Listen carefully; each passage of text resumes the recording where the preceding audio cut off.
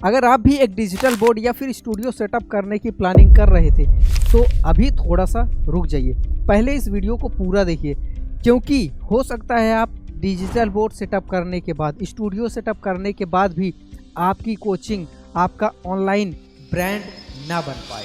अभी तक आप जितने भी वीडियोस देख रहे होंगे उसमें यही बताया जाता था कि आप ये पैनल ले लीजिए, स्टूडियो सेटअप करवा लीजिए ताकि आप अपना ऑनलाइन प्रेजेंस बना पाएँ, अपनी कोचिंग को एक बड़ा ब्रांड बना पाएँ। लेकिन इस वीडियो में मैं कुछ अलग, थोड़ा सा हट के बात करने वाला हूँ, जो कि आपके लिए बहुत ही ज़्यादा ज़रूरी है, बहुत ही ज़्यादा इम्पोर्टेंट है। क्योंकि बहुत सारे टीचर्स ऐसे हैं जो स्टूडियो सेटअप करवा तो लेते हैं, डिजिटल बोर्ड ले तो लेते हैं, बट वो फिर भी ग्रो नहीं कर पाते हैं। तो आखिर क्या वो गलती रहती है जिसके कारण वो अपने कोचिंग को एक बड़ा ब्रांड नहीं बना पाते और ना ही ऑनलाइन ऐसी प्रेजेंस बना पाते हैं कि उनकी पर्याप्त अर्निंग हो पाए। तो चलिए वो सारे पॉइंट हम देखते हैं एक एक करके इस वीडियो में। नमस्कार, मैं संजय कुमार पटेल स्वागत करता हूं आप सभी का एक बार फिर से आपके अपने इस यूट्यूब चैनल पर। देखिए, हमारे पास बहुत सारे ऐसे डेटा हैं, बहुत सारे ऐसे टीचर्स का फीडबैक है, रियल डेटा है। सिर्फ मतलब ऐसा नहीं कि हम यूट्यूब पे उनकी जर्नी देख के आपको बता रहे हैं। हमारे साथ जितने टीचर्स जुड़े हुए हैं, जिन्होंने हमारे यहाँ से सेटअप करवाया है, ऐसे बहुत सारे टीचर्स हैं जो डिजिटल बोर्ड सेटअप करने के बाद, स्टूडियो सेटअप करने के बाद बहुत बड़ा ब्रांड बनाया उन्होंने। यूट्यूब पर भी जाना माना नाम है, यानी कि मिलियंस में उनके सब्सक्राइबर हैं। ऑनलाइन कोर्स उनका बहुत ज़्यादा अच्छे से बिकता है और मतलब काफ़ी बढ़िया सेटअप हो गया, काफ़ी प्रॉफिटेबल उनका एक प्रकार से कोचिंग का जो सिस्टम है वो चल रहा है। वहीं पर कुछ ऐसे टीचर्स भी होते हैं, हालांकि उनकी भी उम्मीद यही रहती है कि हम डिजिटल बोर्ड लेकर या स्टूडियो सेटअप जब करेंगे तो एक बड़ा ब्रांड बनाएंगे। सब सोचते हैं कि PW की तरह हम अपना ब्रांड बनाएंगे, अलग पांडे जैसे सर पढ़ाते हैं वैसा हमारा भी कई लोकेशन पर कोचिंग होगा, उत्कर क्लासेस जैसा यूट्यूब चैनल होगा, खूब सारे बच्चे एक साथ देखेंगे, लाइव में बहुत सारे बच्चे जुड़ेंगे। तो सबका ही सपना रहता है, किसी का सपना ये थोड़ी रहता है कि हम डिजिटल बोर्ड लेने के बाद भी 100 बच्चों को ही पढ़ाएंगे। सब सपना बड़ा ही देखते हैं, ऊपर ही देखते हैं, ठीक है। तो अब आप लोग शिक्षक हैं, आप लोगों से ज़्यादा तो हम नहीं जानते, लेकिन ऑनलाइन में जितनी चीज़ें अभी तक हमने समझी है, कुछ चीज़ें होती हैं, कुछ गलतियाँ होती हैं जो हम जाने अनजाने में कर रहे होते हैं, जिसकी वजह से हम अपनी कोचिंग को ऑनलाइन उतना बेहतर नहीं बना पाते, उतना सक्सेसफुल नहीं बना पाते। पहली गलती है दूसरे को देखकर ऑनलाइन जर्नी शुरू करना। अब आजमगढ़ के एक अपने टीचर हैं, काफ़ी पॉपुलर टीचर हैं और DLED वगैरह का वो पढ़ाते हैं, काफ़ी अच्छा उनका नाम है और उनके जो एप्लीकेशन है उस पर भी बहुत सारे बच्चे जुड़े हुए हैं। मैं यहाँ पर नाम तो आप नहीं लूँगा, लेकिन अगर आप लोग थोड़ा बहुत गेस करेंगे तो आप समझ जाएंगे। आजमगढ़ से वो हैं, अभी प्रयागराज वगैरह में भी वो अपना सेटअप चला रहे हैं।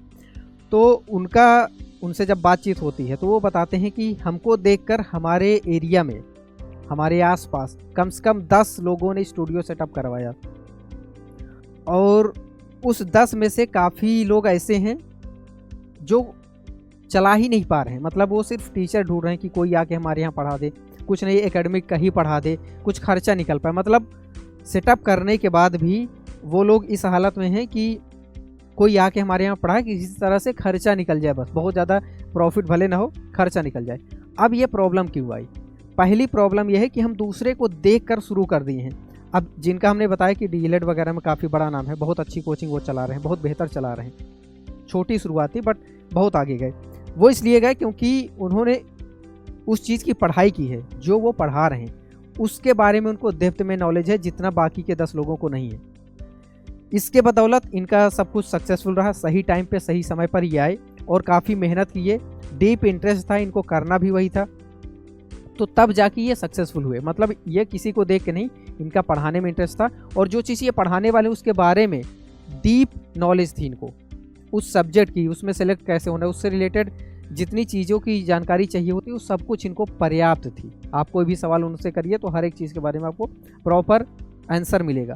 बाकी के जो 10 लोग हैं जो सफल नहीं हो पाए, वो इस वजह से नहीं हो पाए क्योंकि उन्होंने ये देखा कि ये जो टीचर हैं हमारे गांव के हैं, इन्होंने सेटअप किया, स्टूडियो सेटअप लगाया और आज इनके पास कार आ गई, ये आ गया, सब कुछ हो गया। लेकिन उन्होंने उसके पीछे की स्टोरी नहीं देखी कि इनको ये जिस चीज़ पे घुसे हुए हैं, जिस चीज़ में पढ़ा रहे हैं, इसकी बैक स्टोरी क्या है, इनकी जर्नी क्या रही है, ठीक है। तो वो नहीं देखा, उन्होंने देखा कि सेटअप लगाने से हो जाएगा। तो सेटअप लगाने से कभी नहीं होगा क्योंकि उनको खुद को नॉलेज नहीं थी, वो सोचे थे कि हम भी जो चीज़ वो पढ़ा रहे हैं वही चीज़ हम भी पढ़ाएंगे, टीचर से हायर कर लेंगे। कोई प्लानिंग नहीं थी। तो दूसरे नंबर पे आता है, एक तो किसी को देख के नहीं शुरू करना है। आपको देखिए कि आपको क्या आता है। कुछ नहीं, अगर आपको इंग्लिश आती है, हमारे एक टीचर हैं सरताज क्लासेस, आप देखिए उनके यूट्यूब पे और फेसबुक पे मिलियंस में व्यूज आते हैं, खूब चर्चा में रहते हैं, वीडियो चलते हैं।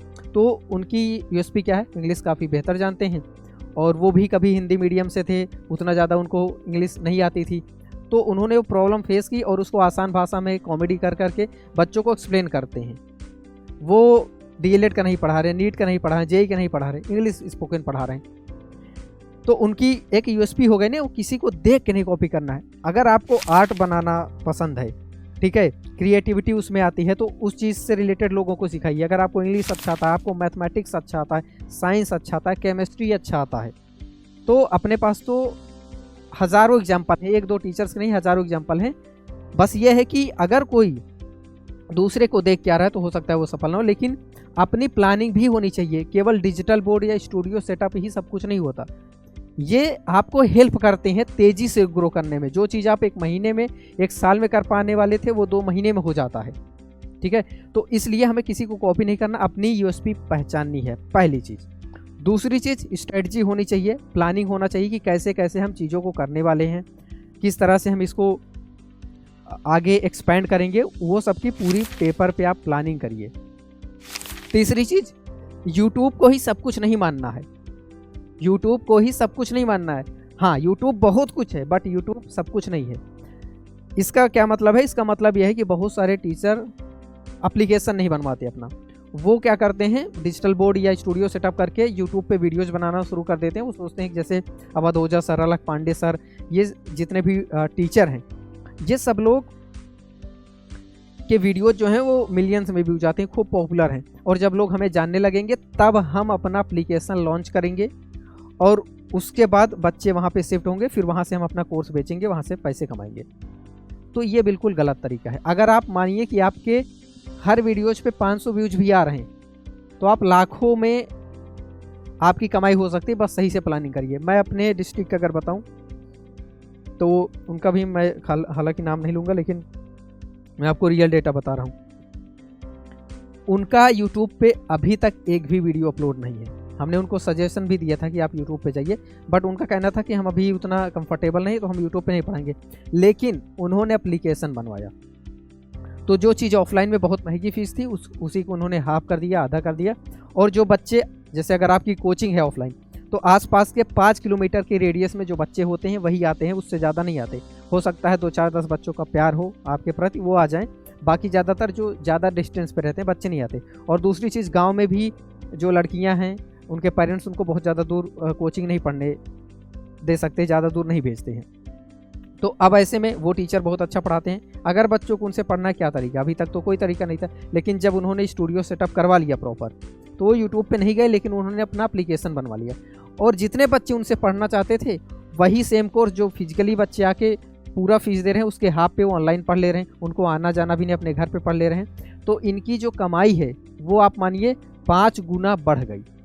मान लेते हैं पहले वो 2 लाख रुपए सिर्फ कमा रहे थे, ऐसे 10-12 लाख रुपए कमा रहे हैं। तो बिना यूट्यूब पे जाए, अब इसलिए क्योंकि बहुत सारे बच्चे रिकमेंड किए जो ऑफलाइन में आते थे, उन्होंने भी बैच उनका ऑनलाइन वाला ज्वाइन किया। प्लस धीरे धीरे चीज़ें फैलता गया, क्योंकि काफ़ी टाइम से वो पढ़ा रहे हैं और ऑफलाइन उनका ठीक ठाक चल रहा था। लेकिन ये नहीं कि अब आप भी केवल एप्लीकेशन बनवा लीजिए, यूट्यूब पे न जाइए। यूट्यूब पे जाइए, यूट्यूब पे कोशिश ये करिए कि अगर 100 बच्चे हैं तो हर वीडियो में आप अपने एप्लीकेशन का लिंक दीजिए, उस पर लोगों को बुलाइए। केवल हमें यूट्यूबर नहीं बनना है, मतलब हमें नहीं चाहिए मिलियंस में व्यूज। 500,000 व्यूज भी आ रहे हैं तो आप बहुत अच्छी कमाई कर सकते हैं। और मैं थोड़ा सा आपसे माफ़ी चाहता हूँ, वीडियो थोड़ा सा लंबा हुआ, लेकिन ये कंटेंट जो है कोई स्क्रिप्ट नहीं है, दिल से निकला है। और आप लोगों के लिए बहुत ज़रूरी था इस पे वीडियो बनाना, ताकि आप सही डिसीजन ले पाएँ और पहले से प्लानिंग कर पाएँ। मतलब स्टूडियो सेटअप अगर आप कर रहे हैं तो पूरी अपनी प्लानिंग के साथ अगर आप आते हैं तो बहुत तेज़ी से हम ग्रो कर जाएंगे। और ये वीडियो आपको कैसा लगा आप कमेंट करके ज़रूर बताइएगा। और साथ ही साथ ये भी बताइएगा क्या इस तरह के कुछ और वीडियोज़ बनाए जाए। अगर आप लोग बताते हैं तो इस तरह के हम और वीडियोज़ लाने की कोशिश करेंगे। और बाकी फेस्टिवल सीजन है तो एडवांस में आपको दिवाली की हार्दिक शुभकामनाएं। और अगर आप स्टूडियो सेटअप या डिजिटल बोर्ड, कैमरा कुछ भी लेना चाह रहे थे, अभी तक नहीं ले पाए थे, तो दिवाली पे आपको बहुत सारे ऑफ़र मिल जाते हैं। वही चीज़ें जो साल भर में आपको ज़्यादा प्राइस पे मिलती है, दिवाली के टाइम पे काफ़ी डिस्काउंट में आपको मिल जाता है। तो अगर आपकी प्लानिंग थी तो आपकी स्क्रीन पे जो नंबर दिख रहा है, इस नंबर पे कॉल करिए और हमारी टीम से बात करिए, उनसे पूछिए कि हमें ये चीज़ लेना है, ये अभी इसमें कितना ऑफ़र वगैरह है वो आपको मिल जाएगा। और दिवाली पे अपना ड्रीम स्टूडियो, ड्रीम पैनल अपने घर ले आइए और अपनी जर्नी को अपने से दूर मत करिए। तेज़ी से हम लोग आगे बढ़ते हैं और इस देश को आगे बढ़ाते हैं। और इसी के साथ मैं इस वीडियो की एंडिंग करता हूं और एक बार फिर से दिवाली की हार्दिक शुभकामनाएं। मिलते हैं अगले वीडियो में।